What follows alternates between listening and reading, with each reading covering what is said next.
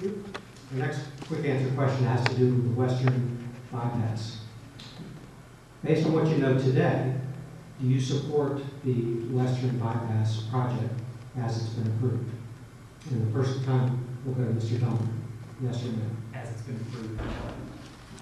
And Mr. Norwood. Yes, most Third question, for quick answer responses, has to do with property taxes. Will you consider raising the Albemarle County real estate property tax in the next budget year? Yes or no? Mr. Norwood. No. Mr. Dunn. Yes, I would consider. Great, thank you.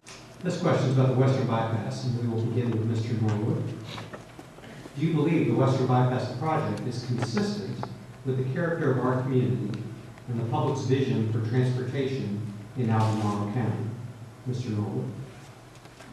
I think the bypass, as approved, is not perfect.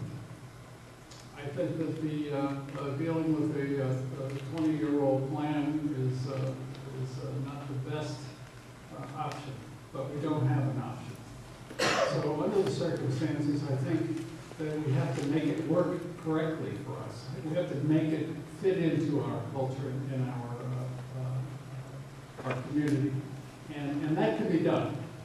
And I think there are very few that are opposing this development, and I think that when we get underway and we start to break ground, I think people are going to become more and more excited about the opportunity. So I think that under the circumstances, we have to live with what we have. This is part of decision making.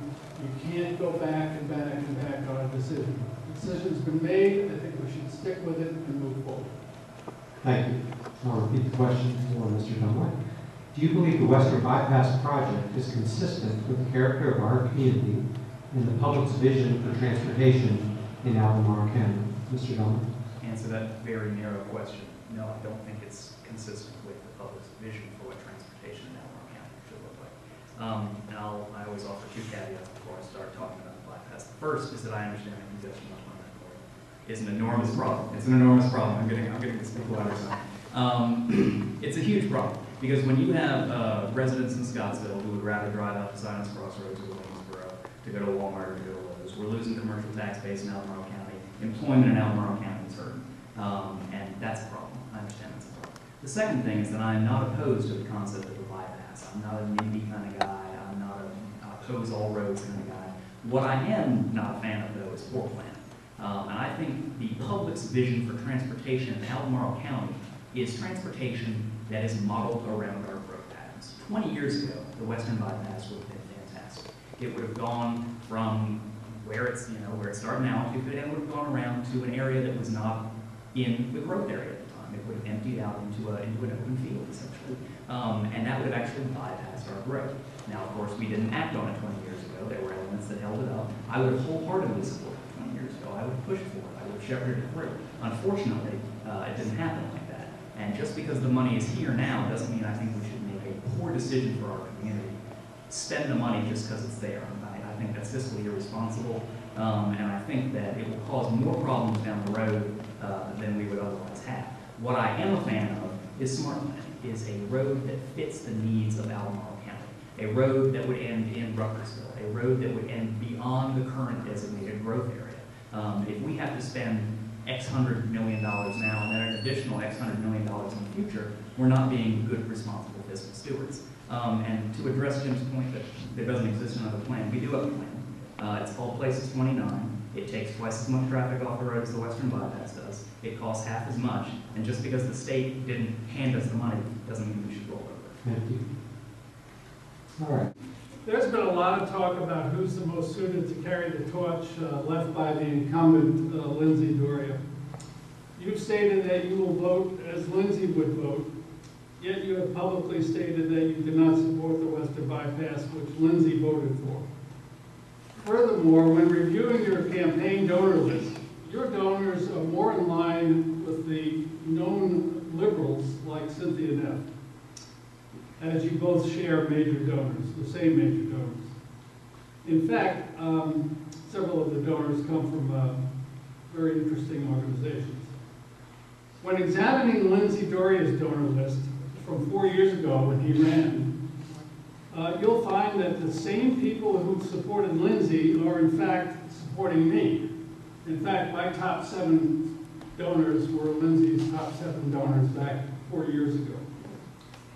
How can the conservative and independent-minded voters trust that you will vote in line with Lindsay Doria and break from your supporters like David Slutsky and Cynthia Neff? Mr. Dillon. I think that the appropriate way for people to do that is to listen, is to talk to me. I'm not a radical kind of guy. I think everything I've said on the campaign trail is fairly moderate, all things considered. And it's obviously up to the people, up to the voters in the district to decide whether or not they trust me, whether or not they trust you, Jim. And that's the role of the electorate. That's what it's there for. I had indicated that I would vote as Lindsay would vote, but I think that may be taken a little too literally. That doesn't mean I would vote in every single decision he has made ever I support, and I think he would acknowledge that that doesn't. A good elected official thinks about every issue for himself and makes a decision based upon all the facts. And Lindsay and I disagree on a few things. We definitely disagree on things, and I'll acknowledge that, and he'll acknowledge that. But that being said, what I did say was that I would vote as Lindsay would vote, meaning that I would go around and listen to everyone's interests. So I would go around and I would knock on doors. I would talk to people in Lakewood, I would talk to people in Mill Creek North, and I would talk to people down in Scottsville and Monticello and listen to their concerns. Lindsay Dorier was the one who put streetlights in Esmont. He was the one that fixed Dead Man's Curve 120. And it's very important to actually have that sort of energy, that enthusiasm, that passion to serve that necessitates you going around talking to folks, listening to all sides of the issue, and crafting a balanced solution. I think the other question was about money. Money in the political process is a terrible problem, and I think it's something that needs to be fixed. And it's unfortunate that to wage a race like this, you have to raise as much money as you did. That same gentleman who I was talking to earlier today, I asked him how much he raised, and he goes, "I raised more than anyone else had ever raised in Albemarle County, $6,000." And we chuckled, and he asked me how much I raised. Thank you.